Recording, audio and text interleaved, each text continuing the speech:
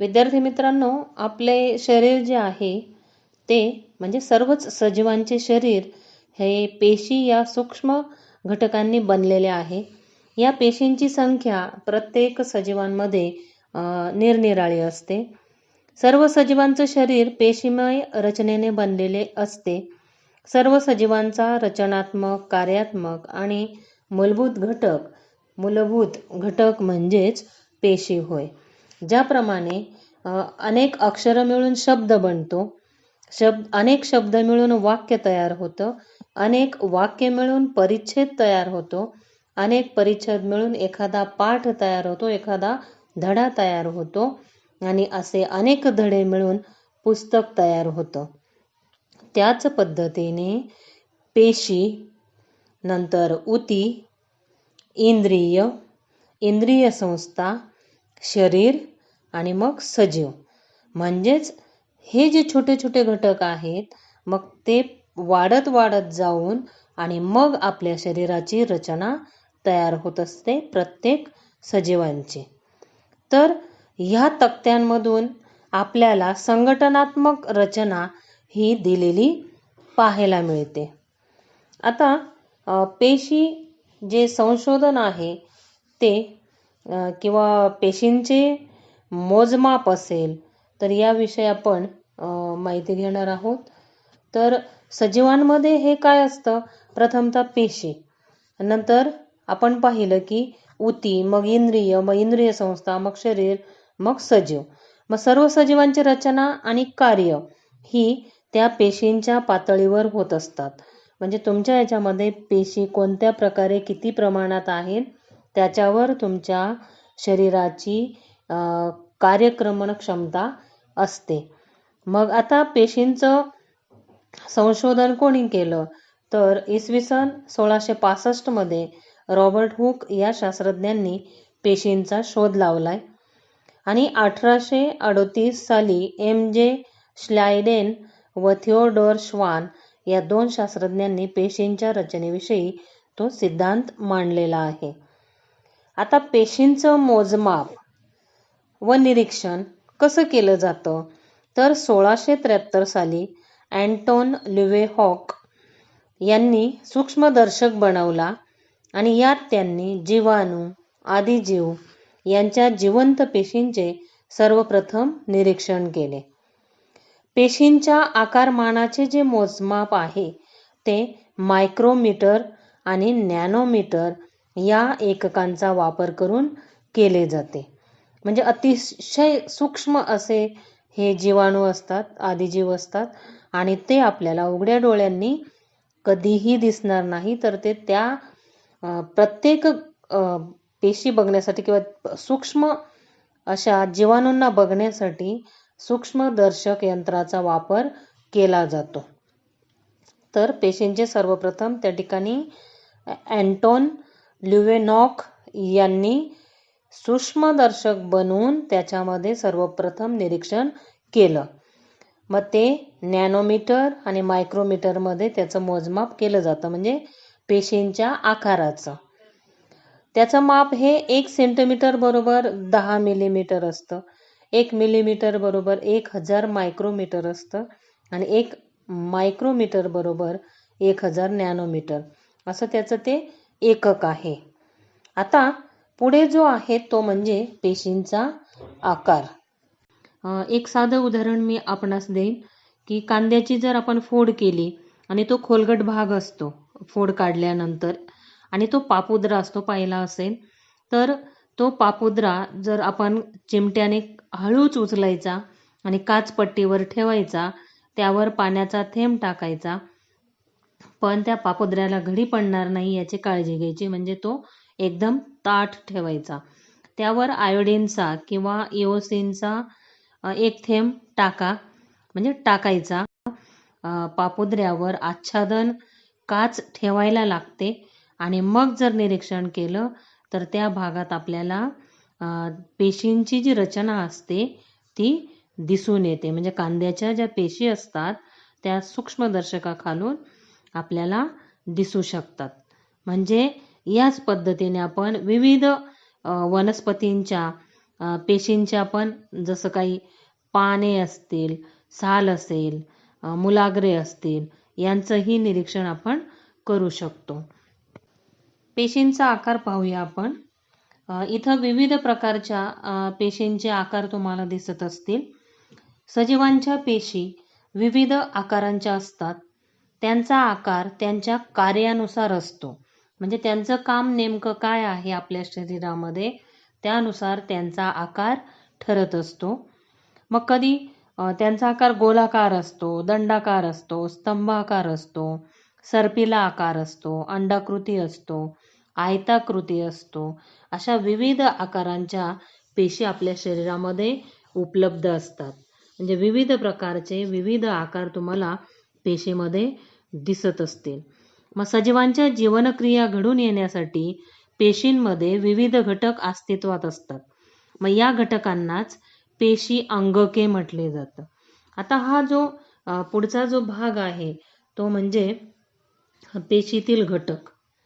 पेशीतील घटक प्रामुख्याने या पेशींचे वनस्पती पेशी व प्राणी पेशी असे दोन प्रमुख प्रकार पडतात. किती प्रकार पडतात? पेशींचे प्राणी पेशी आणि वनस्पती पेशी असे दोन प्रकार पडतात. या पेशी पटलांच्या साह्याने बनलेल्या विविध अंगकांच्या अंतर्भावाने तयार झालेल्या असतात. वनस्पती पेशींच्या भोवती स्वतंत्र पेशी भित्तिका असते, त्यामुळे त्यांना विशिष्ट आकार प्राप्त झालेला असतो. वनस्पती पेशींच्या भोवती काय असतं? स्वतंत्र पेशी भित्तिका असते, त्यामुळे त्यांना विशिष्ट आकार प्राप्त झालेला असतो. त्याचप्रमाणे वनस्पती पेशींमध्ये मोठ्या आकारांच्या रिक्तिका पण आढळतात. या सर्व दृश्य केंद्रकी पेशी असतात असं म्हटलं जातं. आता पेशी भित्तिका. पेशी भित्तिका म्हणजे काय? तर वनस्पती पेशींभोवती स्वतंत्र पेशी भित्तिका असते वनस्पती पेशींभोवती, आणि हे सर्वात बाहेर असणारे आवरण असते. प्राणी पेशीत पेशी भित्तिका नसते. प्राणी पेशींमध्ये पेशी भित्तिका नसते. पेशी भित्तिकेमुळे काय होतं? तर पेशीला विशिष्ट आकार प्राप्त होतो. आता पेशीपटल कशाला म्हणतात? तर प्राणी पेशींचे सर्वात बाहेरचं जे आवरण असतं त्याला पेशीपटल म्हटलं जातं. पेशीपटल वनस्पती पेशी व प्राणी पेशी या दोन्हीतही असते. हे अतिशय नाजूक, लवचिक आणि पातळ आवरण असते. आता याच्यातलाच घटक म्हणजे पेशीद्रव्य. पेशी केंद्रका व्यतिरिक्त असणारा द्रवरूप भाग जो असतो, पेशीमध्ये जो द्रवरूप भाग असतो, द्रवरूप भाग म्हणजेच पेशीद्रव्य असतं. हे पेशीपटल आणि केंद्रक या दरम्यान असून त्यात पेशींची विविध अंगके विखुरलेली असतात, म्हणजेच पसरलेली असतात. आलं लक्षात? आता पेशींचे दोन मुख्य प्रकार सांगितले तुम्हाला, प्राणी पेशी आणि वनस्पती पेशी. त्यात पण मग आधी केंद्रकी आणि दृश्य केंद्रकी असे सूक्ष्मजीवात ते असतात. म्हणजे या पेशी अशा सूक्ष्मजीवांमध्ये आढळतात. तर ह्या पद्धतीने पेशींमध्ये जे जे घटक आढळतात ते आपण पाहिले. पेशींमध्ये अजून सुद्धा केंद्रक असतं. मग केंद्रकाचं काम काय असतं किंवा त्याची रचना कशी असते? तर रचना ही सभोवती दुहेरी सच्छिद्र पटल असतं. पटल म्हणजे पडदा. प्रथिने निर्मितीचे आदेश ते केंद्रक देण्याचं काम करतं आणि पेशींवर नियंत्रण ठेवण्याचं काम सुद्धा केंद्रक करत असतं. त्याच्यामध्ये आंतरद्रव्य जालिका, त्यावरती चिकटलेले रायबोझोम, तर याचा विस्तृत आकार असतो आणि जाळीदार अंगक असतं. याचं काम असतं प्रथिन निर्मिती करणं. या प्रथिनांमध्ये आवश्यक ते बदल घडून आणणं आणि त्यांना गॉल्जी पिंडाकडे पाठवणं. ही पेशींची वहन व्यवस्था असते. आंतरद्रव्य जालिका ही काय? वहन म्हणजे वाहून नेण्याची व्यवस्था असते. गॉल्जी पिंड म्हणजे काय? चपट्या पिशव्यांनी तयार झालेली असते आणि त्यामध्ये प्रथिनांचे योग्य वितरण म्हणजे योग्य वाटप केलं जातं. तर पेशींमध्ये तंतुकणिका असतात. तर तंतुकणिका कशाला म्हणतात? तर जे दुहेरी आवरण असतं, दुहेरी आवरण असलेली असते, ऊर्जा तयार करायचं काम करते. पेशींमध्ये ते ऊर्जा केंद्र असतं, ते पेशींचे ऊर्जा केंद्र असते तंतुकणिका. त्यात अजून लवके म्हणून भाग असतो. लवके म्हणजे काय, तर दुहेरी आवरण असते. हे लवके म्हणजे काय, दुहेरी आवरण. हरित लवके हे प्रकाश संश्लेषणाचं काम करत असतात, म्हणजे वनस्पतींमध्ये. नंतर लयकारिका असतात. त्या विकर असलेली पिशवी, पेशींचा नाश आणि केवळ प्राणी पेशीतच या आत्मघातकी पिशव्या असतात. म्हणजे लयकारिका ह्या आत्मघातकी असतात, म्हणजे शरीराला हानिकारक. रिक्तिका ह्या बुडबुड्याप्रमाणे रिकामी जागा असल्यासारखी दिसते. पेशीतील टाकाऊ पदार्थ बाहेर टाकणे, याचं काम काय असतं रिक्तिकांचं, तर पेशीतील टाकाऊ पदार्थ बाहेर टाकणे. वनस्पती पेशींमध्ये एकच मोठी रिक्तिका, वनस्पती पेशींमध्ये एकच मोठी रिक्तिका असते, पण प्राणी पेशींमधील आकाराने छोट्या असतात. वनस्पती पेशीमध्ये एकच मोठी रिक्तिका असते, प्राणी पेशींमधील आकाराने त्या छोट्या असतात. ह्या पद्धतीने पेशीमध्ये जे विविध घटक आहेत त्याविषयी आपण माहिती घेतली आहे. आणि एक प्रश्न आहे, सूक्ष्मजीव म्हणजे काय, तर आपल्या डोळ्यांनी सहज दिसत नाही आणि त्यांना पाहण्यासाठी सूक्ष्मदर्शकाचा वापर केला जातो, अशा सजीवांना सूक्ष्मजीव म्हटले जाते.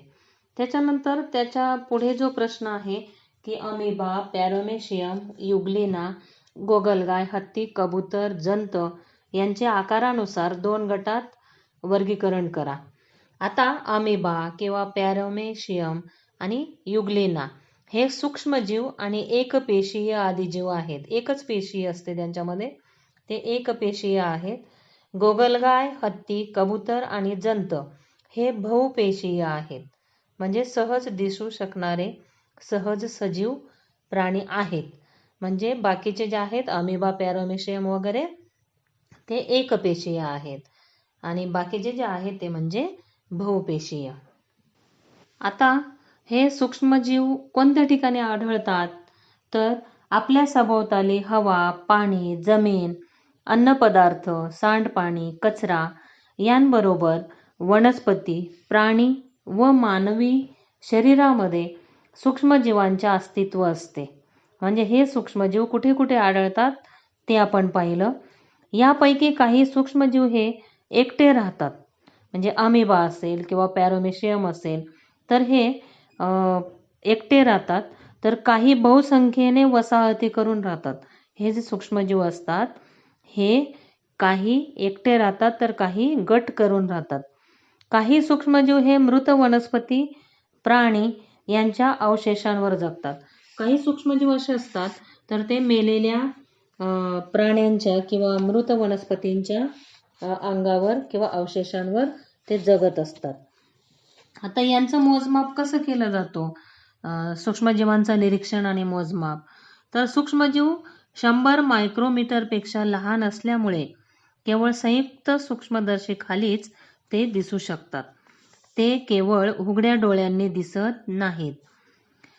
1000 पटींच्या वर्धनापेक्षा जास्त वर्धन हवे असेल तर इलेक्ट्रॉन सूक्ष्मदर्शीचा वापर करावा लागतो किंवा वापरावा लागतो. आता आपण काही गोष्टी पाहूया. जर पाव असेल, बेकरीतून आणलेला पाव असेल किंवा भाकरीचा तुकडा असेल आणि तो जर 2-4 दिवस बंद डब्यात ठेवला तर त्याच्यावर बुरशी येते पहा. तर ती बुरशी जर आपण भिंगाखाली बघितली किंवा सूक्ष्मदर्शीखाली बघितली तर त्याच्यावर एक विशिष्ट प्रकारचे सूक्ष्म जीव आपल्याला दिसतील. किंवा गढूळ पाणी असेल, डबक्यातलं पाणी असेल तर त्याचाही पाण्याचा एक थेंब जर सूक्ष्मदर्शकाखाली पाहिला तर आपल्याला तिथंही सूक्ष्मदर्शकाखाली आपल्याला त्यातनं सूक्ष्मजीवांचं निरीक्षण करता येतं. दही, ताक याचा सुद्धा थेंब आपण काचपट्टीवर घेऊन बघितला तर त्याच्यातले सुद्धा आपल्याला जे सूक्ष्मजीव असतात ते दिसू शकतात सूक्ष्मदर्शकाखाली. आता हे सूक्ष्मजीवांचं स्वरूप कसं असतं, तर सूक्ष्मजीव या आधी केंद्रकी पेशी आहेत, म्हणजे त्या पटलापासून तयार झालेली अंगके यात नसतात. यात फक्त प्रद्रव्य पटल, पेशीद्रव्य व केंद्रक एवढेच घटक आढळतात. केंद्रकाला पटल असल्याने त्यातील द्रव्य पेशीद्रव्यात विखुरलेले असते. आता बहुपेशीय सूक्ष्मजीव हे एकापेक्षा जास्त पेशी असणारे असतात. म्हणजे आत्ताच मी तुम्हाला उदाहरण दिलं की पावावर म्हणजे पाव किंवा भाकरीवर जी बुरशी येते किंवा शेवाळ असतं नदीत किंवा पाण्यामध्ये साठलेलं, शेवाळ्यामधले जे तंतू असतात ते बहुपेशीय सूक्ष्मजीव असतात. मग एक पेशीय सूक्ष्मजीव याच्यात एकच पेशीचे त्याचं शरीर बनलेलं असतं. मग ते जीवाणू, विषाणू हे त्याच्यामध्ये येतात. मग यांची वाढ कुठं होते? वाढ व प्रजनन होण्यासाठी त्यांना विशिष्ट परिस्थितीची आवश्यकता असते. प्रतिकूल परिस्थितीत स्वतःभोवती कठीण कवच तयार करून ते आपली जीवन प्रक्रिया थांबवतात. अनुकूल परिस्थिती आली की कवचातून बाहेर येऊन पुन्हा आपली जीवनक्रिया ते सुरू करतात. काहींना वाढीसाठी ऑक्सिजनची आवश्यकता असते तर काहींना वाढीसाठी आवश्यकता नसते, म्हणजे ऑक्सिजनची आवश्यकता नसते. काही प्रतिकूल परिस्थितीत सुद्धा टिकून राहतात, जसं की समुद्र तळ असेल किंवा ध्रुवीय प्रदेश असतील म्हणजे बर्फ असेल तर अशा ठिकाणी किंवा गरम पाण्याचे झरे असतात अशा ठिकाणी सुद्धा स्वतःला टिकवून ठेवतात. मग आता ह्या सूक्ष्मजीवांचे वर्गीकरण कसे केले जाते? तर शैवाल असतं, कवके, आदिजीव, जीवाणू, विषाणू असे सूक्ष्मजीव आकार व जीवन प्रक्रियेनुसार वर्गीकृत केले जातात. म्हणजे काही सूक्ष्मजीव हे उपयुक्त पण असतात. आता उपयुक्त सूक्ष्मजीव कुठं आढळतात? तर जसं सांगितलं मी, कचऱ्याचं विघटन म्हणजे कचरा योग्य ठिकाणी जर आपण झाकून ठेवला मातीत तर त्याच्यापासून कंपोस्ट खत तयार होतं. गांडूळ खताचं एक उदाहरण मी सांगितलं. अजून पुढचं उदाहरण म्हणजे बायोगॅस निर्मितीमध्ये सुद्धा या सूक्ष्मजीवांचा उपयोग होतो. सांडपाणी व्यवस्थापन केलं जातं, तिथंही सूक्ष्मजीवांचा उपयोग होतो, म्हणजे उपयुक्त आहेत. नंतर नायट्रोजन स्थिरीकरण असेल किंवा दुग्धजन्य पदार्थाची निर्मिती केली जाते किंवा गायपातापासून धागे बनवले जातात. कातडे कमावणे म्हणतात, म्हणजे कातडीपासून ते सडून मग काही वस्तू बनवल्या जातात ते.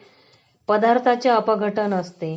अल्कोहोल, जीवनसत्वे व प्रतिजैविके, सायट्रिक आम्ल, लॅक्टिक आम्ल इत्यादींच्या निर्मितीसाठी सुद्धा उपयुक्त असणारे असे सूक्ष्मजीव असतात.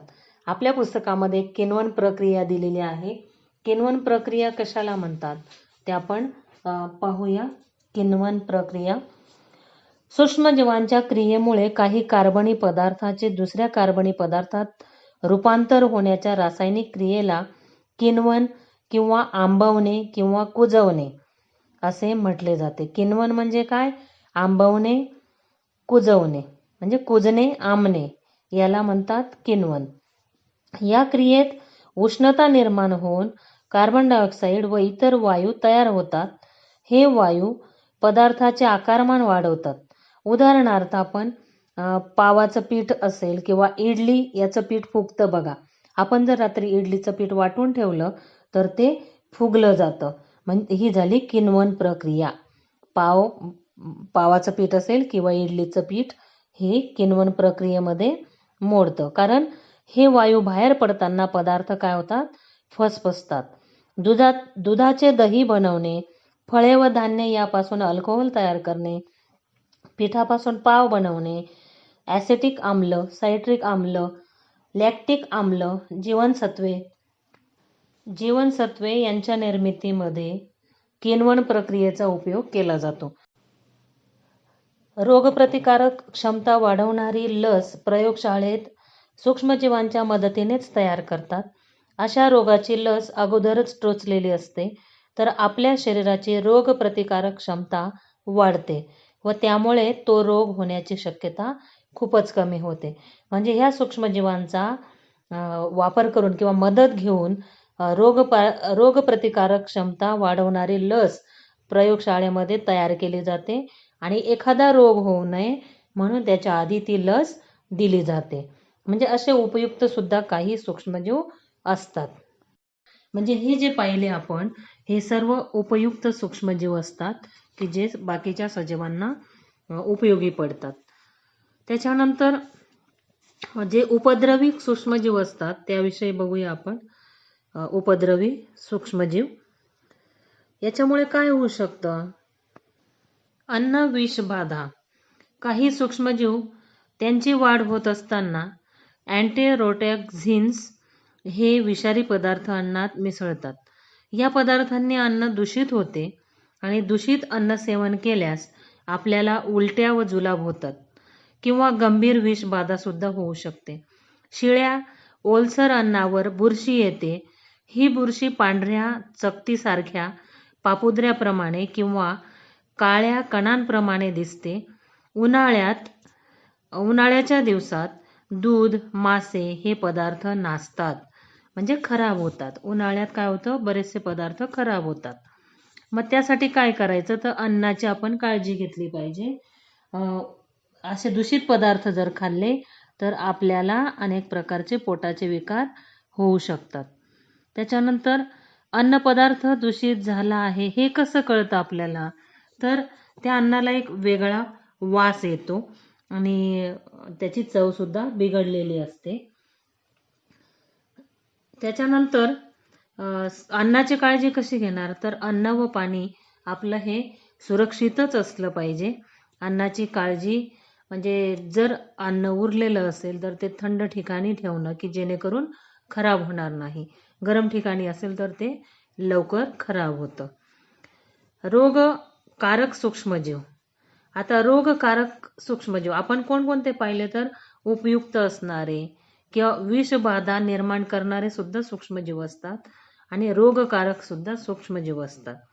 मग हे कशाद्वारे आपल्या शरीरामध्ये पोचतात? तर अस्वच्छ व दूषित पाण्याद्वारे आपल्या शरीरात जाऊ शकतात. दूषित अन्नाद्वारे आपल्या शरीरात जाऊ शकतात. श्वसन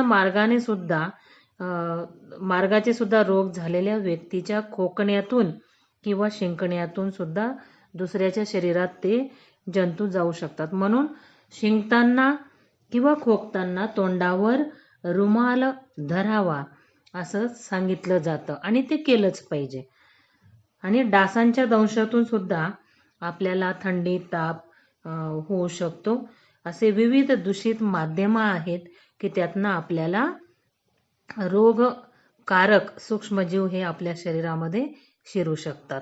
अशा पद्धतीने आपण या पाठामध्ये पेशींची रचना कशी असते आणि कोणत्या पद्धतीने त्यांचे कार्य घडतं, कोणत्या पद्धतीने त्यांची रचना असते, या सर्व गोष्टी आपण पाहिले. आणि सूक्ष्मजीवांचं स्वरूप कसं असतं, वाढ कशी होते किंवा वर्गीकरण कसं केलं जातं. काही सूक्ष्मजीव हे फायदेशीर असतात तर काही सूक्ष्मजीव हे हानिकारक असतात. इत्यादी गोष्टी ह्या पाठामध्ये आपल्याला दिलेल्या आहेत. पाठाचं निरीक्षण करा, म्हणजे पाठाचे वाचन करा काळजीपूर्वक आणि समजून घ्या. धन्यवाद.